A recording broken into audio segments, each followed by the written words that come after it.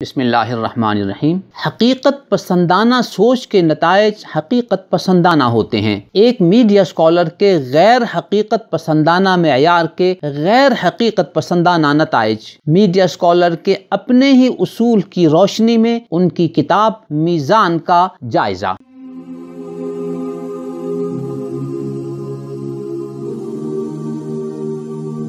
ایک media scholar نے ربع صدی کے مطالعے اور 17 سال کی محنت سے ایک کتاب لکھنے کا شوق پورا کیا اور اس کا نام میزان رکھا۔ اس میں انہوں نے کچھ خود ساختہ معیار قائم کیے اور خود ہی اپنی اس کتاب میں ان معیاروں پر پورے نہیں اتر سکے۔ بطور مثال انہوں نے اپنی کتاب میزان کے صفحہ 31 پر ابن شہاب زہری کی بابت کہا کہ ائمہ رجال انہیں تدلیس اور ادراج کا مرتکب تو قرار دیتے ہیں، اس کے ساتھ اگر ان کے وہ خصائص بھی پیش نظر رہیں جو امام لیث بن سعد نے امام مالک کے نام اپنے ایک خط میں بیان فرمائے ہیں تو ان کی کوئی روایت بھی اس طرح کے اہم معاملات میں قابل قبول نہیں ہو سکتی۔ محترم سامعین، یہاں آپ 3 حوالہ جات پہ غور کیجئے۔ نمبر 1، غامدی صاحب نے اپنی اسی کتاب میزان صفحہ 586 اور 587 پر ایک حدیث ذکر کی ہے اور صحیح بخاری کی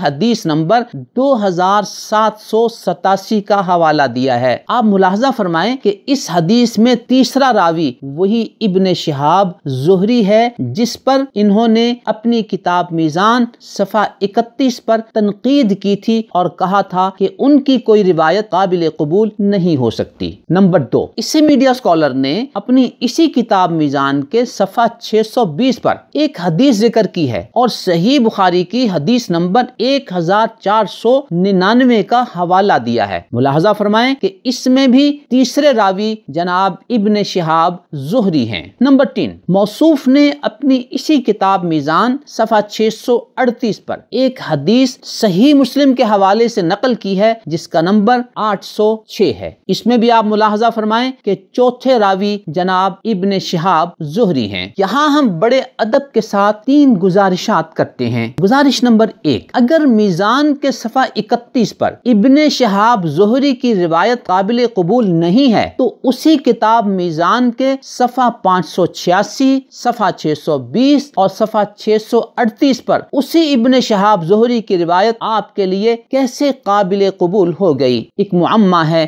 سمجھنے کا نہ سمجھانے کا۔ گزارش نمبر 2، غامدی صاحب کے دوہرے معیار اور بدلتے پیمانے آپ کے سامنے ہیں۔ وہ اپنی کتاب میزان صفحہ 31 پر اپنا ایک خود ساختہ معیار قائم کرتے ہیں اور اپنی اسی کتاب میزان میں جا بجا خود ہی اپنے اس خود ساختہ اصول کو ٹھکرا دیتے ہیں۔ یوں موصوف نے دین کو بازیچہ اطفال بنا رکھا ہے۔ گزارش نمبر 3، محترم سامعین، غامدی صاحب کے فکر و عمل کا تضاد اور ان کے اپنے ہی منہج میں ٹکراؤ 2 اور 2 4 کی طرح آپ کے سامنے ہے۔ یہ کوئی فلسفہ یا زبانی جمع خرچ نہیں ہے، الغرض منہج کے اس باہمی تصادم و تناقض میں ان کے فالوورز حیران و پریشان کھڑے ہیں کہ ان کی کون سی بات پر اعتماد کریں، صفحہ 31 پر بیان کی گئی بات یا بقیہ 3 جگہوں پر اسی راوی سے منقول روایات، ان کی کون سی بات کو وہ اتھینٹک سمجھیں؟ نیز کیا فکری انتشار کے حامل اس میڈیا اسکالر کی